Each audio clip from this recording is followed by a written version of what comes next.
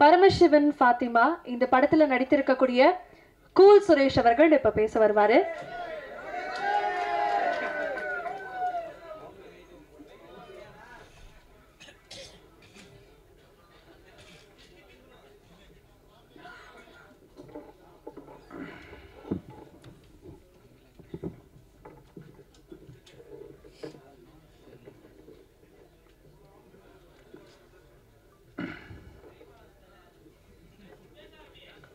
தம்பி, யாருக்கு மேடை தெரியும்ல, இது அவர் குரல் மட்டும்தான் கேட்கணும். ஓகே, மேடையில் அமர்ந்திருக்கும் அனைவருக்கும் வணக்கம். பத்திரிகை நண்பர்கள், ஊடக நண்பர்கள், இணையதள நண்பர்கள், பிஆர்ஓ நிக்கில் முருகன், மேனேஜர் முருகேசன். முருகேசா, நீ என் மகனானி, எங்கே இருக்கிறாய்? அனைவருக்கும் வணக்கம். மேடையில் பேசி கைத்தட்டல் வாங்கும் அளவிற்கு நான் செந்தமிழன் சீமான் இல்லை. தயவு செய்து நீங்களே ஒரு தடவை கை தட்டிருங்கப்பா. இந்த கைத்தட்டல்கள் அனைத்தும் பரமசிவன் பாத்திமா அந்த குழுவிற்கு தான் போய் சேரும்.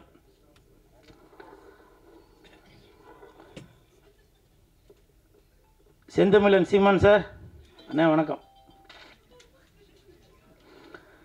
பரமசிவன் கழுத்தில் இருக்கும் பாம்பு கேட்டது, சீமான் சௌக்கியமா? இருக்கும் இடத்தில் இருந்து கொண்டால் எல்லாம் சௌக்கியமே, இசக்கி சொன்னது. அதில் இல்ல, இதில் அர்த்தம் உள்ளது.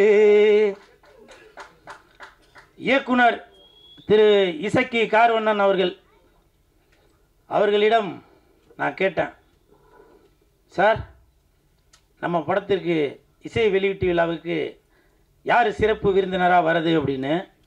அப்போது இயக்குனர் சொன்னாங்க, 2 சிறப்பு விருந்தினர் வராங்க, ஒன்று சீமான், இன்னொன்று கூல் சுரேஷ் அப்படின்னு சொன்னாங்க. அந்த இடத்துல ஒரு திருத்தம். என்ன திருத்தம்னா, சிறப்பு விருந்தினர் என்றால் அது சீமான், சிரிப்பு விருந்தினர் என்றால் அது கூல் சுரேஷ். அதற்கு ஒரு காரணம் இருக்கு. என்ன காரணம்னா, சீமான் என்றால் எழுச்சி, கூல் சுரேஷ் என்றால் குளிர்ச்சி, நாம் தமிழருக்கு உண்டு வளர்ச்சி.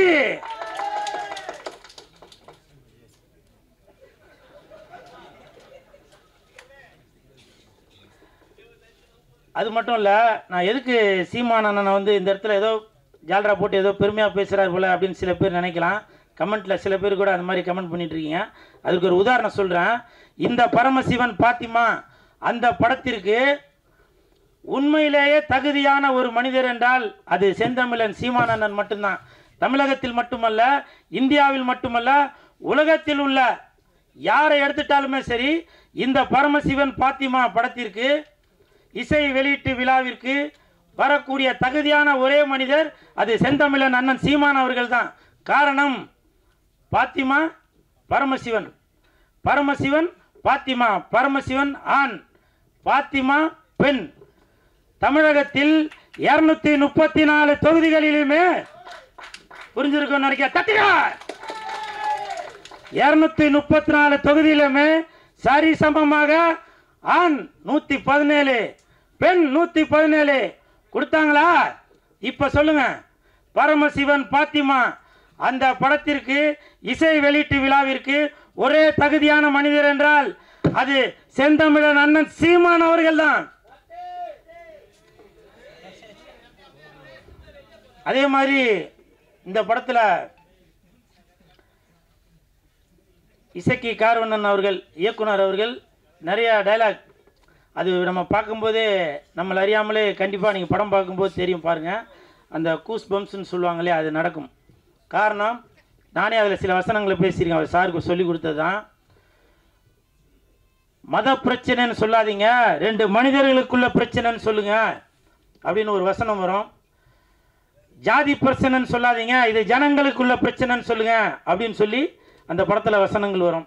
அப்படி இன்று மக்களுடைய மனநிலையை புரிந்து கொண்டு அந்த படத்தை இயக்கி வசனமும் எழுதி தயாரித்து இருக்கிறாரு இயக்குனர் இசக்கி கார்வண்ணன் அவர்கள். அவருக்கு என் மனமார்ந்த நன்றி. அதே மாதிரி ஒரு வார்த்தையும் சொன்னாங்க, தலைவா இந்த படத்தில் நீங்கள் வந்து செகண்ட் ஹீரோ அப்படின்னு.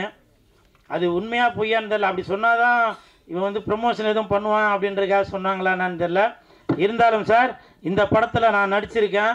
கண்டிப்பாக என் உடல் பொருள் ஆவி அனைத்தும் இந்த பரமசிவன் பாத்திமாக்கு கண்டிப்பாக அர்ப்பணிச்சது தான் போவேன்.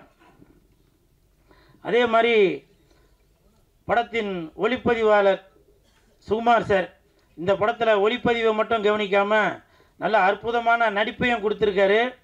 எனக்கு தெரிஞ்சு அடுத்த பிரகாஷ்ராஜ் அவர்களாக வருவதற்கு நிறைய வாய்ப்பு இருக்குது. எங்கே அவர் வாங்க.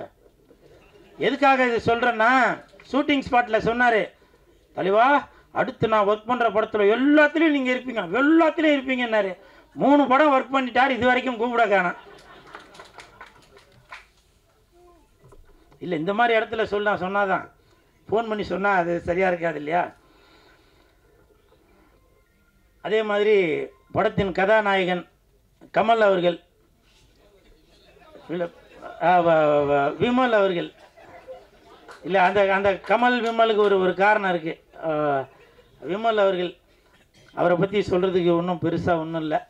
அதுக்கு என்ன காரணம்னா, ஷூட்டிங் ஸ்பாட்டில் அவர் உண்டு, அவர் வேலை உண்டுன்னு இருக்கார். எனக்கு தெரிஞ்சு விஜய் சார் அப்படி இருப்பார். அதே மாதிரி விமல் அவர்களும் தான் உண்டு தன் வேலை உண்டு அப்படின்னு இருக்கார். கூப்பிட்டாக்க ஷாட்டுக்கு வராரு, இல்லைன்னா போய் பேசாமல் உட்காந்துறாரு. அப்படி ஒரு அற்புதமான மாதிரி நான் ஃபஸ்ட்டு அவர் கூட தான் அந்த படம் ஒர்க் பண்ணியிருக்கேன். ஸோ வாழ்த்துக்கள் விமல் சார், வாழ்த்துக்கள். தம்பி உன் பேர் நம்ம விஆரா? விஆர். அந்த தம்பி வந்து என் பக்கத்தில் உட்காந்துருக்கும்போது நான் எழுதிட்டு இருந்தேன், ஆனால் என்னையும் கொஞ்சம் இப்போ நல்லா பில்டப்பாக சொல்லுங்கண்ணா அப்படின்னா. ஆனால் அவன் பேசும்போது அது சொல்லியிருக்கனால அது சொல்ல காணாம். இருந்தாலும் பரவாயில்ல. அந்த தம்பி விஆர் இந்த படத்தில் நல்லா நடிச்சிருக்கான். அந்த பொண்ணு கூடயே சுற்றின்னு இருப்பான். அவருக்கும் என் மனமார்ந்த நன்றிகளை தெரிவித்துக் கொள்கிறேன். அப்புறம் மிகப்பெரிய நன்றி இயக்குனர் அவர்களுக்கும் இசையமைப்பாளர் உங்கள் பேர் என்ன சார்? தீபன் அவர்களுக்கு என் மனமார்ந்த நன்றி. ஏன்னாக்க நான் ஆடுற மாதிரி ஒரு பாட்டு போட்டு கொடுத்துருக்கீங்க, மிக்க நன்றி. ஏன்னா என்னையும் இந்த மாதிரி ஆட முடியும் அப்படின்னு சொல்லி எனக்கு ஒரு ஒரு ஒரு பேர் ஒன்று கொடுத்து, அந்த பேர் வந்திருக்காங்களா? அதெல்லாம் வரவேணான்னு இருப்பீங்களா? கூல் சுலேஷ் வளர்ச்சி பிடிக்காதாப்பா? என்ன பாலா? ஆமாம் ஆமாம், சிவசிவாய. அப்புறம் இந்த படம் வந்து ஜூன் 5ஆம் தேதி தான் ரிலீஸ் ஆக போகுது அப்படின்னு சொல்லி இயக்குனர் அவர்கள் என்கிட்ட சொன்னாங்க. உடனே எனக்கு வந்து ரொம்ப கன்ஃபியூஸ் ஆகி போச்சு. ஏன்னா அன்னைக்கு தான் தக் லைஃப் படம் ரிலீஸ் ஆகுது. அப்போ நான் வந்து சார்கிட்ட கேட்டேன், சார் அன்னைக்கு தான் தக் லைஃப் படம் வருது, அப்போ கமலுக்கும் விமலுக்கும் போட்டியா அப்படின்னு கேட்டேன். ஐயோ அப்படிலாம் இல்லை சார் அப்படின்னாரு. அப்போது சிம்புவுக்கும் கூல் சுரேஷுக்கும் போட்டியா அப்படின்னா, ஐயோ அப்படிலாம் இல்லை சார் அப்படின்னாரு. நான் வந்து இயக்குனர் அவர்களிடம் ஒரு தாழ்மையான ஒரு வேண்டுகோள் ஒன்று வைத்தேன். என்னன்னாக்க, அன்னைக்கு என் தலைவன் எஸ்டிஆர் அவர்கள் நடித்த படம் வருது, அதனால் நீங்கள் ஒரு நாள் தள்ளி ஜூன் 6ஆம் தேதி வைங்க அப்படின்னு சொன்னால் அந்த வேண்டுகோளை ஏற்றுட்டார். ஏன்னா இதுதான் என் தலைவன் எஸ்டிஆருக்கு நான் செய்யும் கைமாறு. இது வந்து பெரிய போட்டி எதுவும் இல்லை, இருந்தாலும் என் தலைவனை நான் இப்படி தான் பார்க்கணும் அப்படின்ற ஒரு எண்ணத்தில் தான் சொல்கிறேன். என்றைக்குமே வெந்து தணிந்தது காடு, வெந்து தணிந்தது காடு, சீமானனுக்கு வணக்கத்தை போடு.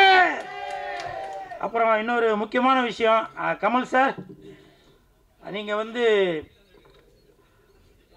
உலக நாயகனாக இருந்து விண்வெளி நாயகனாக மேலே ஒரு படி போயிட்டீங்க. அந்த உலக நாயகன் அந்த பட்டம் வந்து இப்போ வெற்றிடமாக இருக்குது. என் தலைவன் எஸ்டிஆர் அவர்களுக்கு அந்த உலக நாயகன் பட்டத்தை நீங்கள் கொடுக்கணும் அப்படின்னு சொல்லி நான் தாழ்மையுடன் கேட்டுக்கொள்கிறேன். இன்று முதல் உலக நாயகன் என்றால் அது சிலம்பரசன், விண்வெளி நாயகன் என்றால் அது கமலஹாசன். விண்வெளி நாயகன் என்றால் அது கமலஹாசன், உலக நாயகன் என்றால் அது சிலம்பரசன்.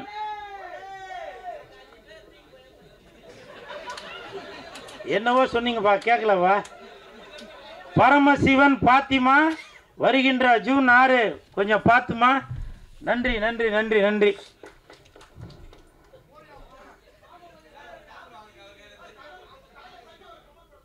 ஓகே ஓகே ஓகே அம்மா அடுத்து ஆரம்பிச்சிடலாமா? இப்போ இல்லை நான் இந்த இடத்துல ஒரு ஒரு விஷயம் சொல்லணும்னு நினைக்கிறேன். இப்போ நிறையா பேர் நினைக்கலாம் என்னவோ அப்படி போட்டுனா அப்படி வந்து நிற்கிறானடா அப்படின்னு. அதை பற்றிலாம் நான் எதுவும் கவலைப்படலைங்க. இதே நான் ஒரு ஒரு ஒரு படத்தில் போட்டு நான் ஆடி இருந்தால் என்ன நினச்சிப்பேன்? சினிமாவில் காதலிச்சா ரசிக்குதப்பா உள்ளம், நிஜ வாழ்க்கையில் காதலிச்சா பறிக்குதப்பா பள்ளமா? சொல்லுங்கள். இதெல்லாம் பார்த்தா உங்களுக்கு இப்போவும் சொல்கிறேன் வேணாம் அது சொன்னாங்க. ஏன்னா கூல் சுரேஷ் இருக்கிற இடம் எப்போவுமே ஒரு ஒரு ஒரு கலகலப்போடு தான் இருக்கணும். நிறைய பேர் கமெண்ட்ல அது இது சொல்லுவீங்க. செந்தமிழர் அண்ணன் சீமான் அவர்கள் இருக்காங்க, அவர் சொன்ன வார்த்தையை தான் இப்போ நான் சொல்கிறேன். வேர்க்காமல் விளையாட முடியாது, விமர்சனம் இல்லாமல் வளர முடியாது. அண்ணன் சீமான் அவர்கள் சொன்னது தான். நான் அதை இன்ன வரைக்கும் அதை ஃபாலோ பண்ணிட்டு தான் இருக்கேன். சரிங்களா? நிறைய பேர் நினைக்கலாம் என்னப்பா இவர் வந்து ஏதோ கோமாளி வேஷம் போட்டுட்ருக்காரு அப்படின்னு. நான் கோமாளி இல்லைங்க, இன்னை வரைக்கும் ஏமாளி. என்னை எத்தனை இயக்குநர்கள் ஏமாத்திருக்காங்க தெரியுமா? எத்தனை தயாரிப்பாளர்கள் என்னை ஏமாத்திருக்காங்க தெரியுமா? ஒரு படத்துக்கும் கதாநாயகி அவங்க இவங்க எல்லாரையும் நடிக்க வச்சு அதை பண்ணி இதை பண்ணிட்டு வெள்ளிக்கிழமைக்கு என்கிட்ட சொல்லுவாங்க, சார் நான் தெரியாமல் அவரை புக் பண்ணிட்டேன், தெரியாமல் இவங்களை புக் பண்ணிட்டேன் அப்படின்னு சில விஷயங்கள்லாம் சொல்லுவாங்க.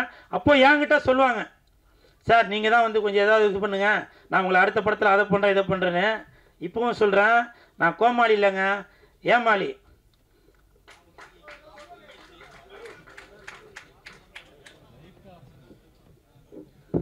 நன்றி. அடுத்ததாக இந்த படத்துல ஒரு முக்கியமான கதாபாத்திரத்தில் நடிச்சிருக்கக்கூடிய திரு மகேந்திரன் சார் எங்களுக்காக மேடைக்கு வரணும்.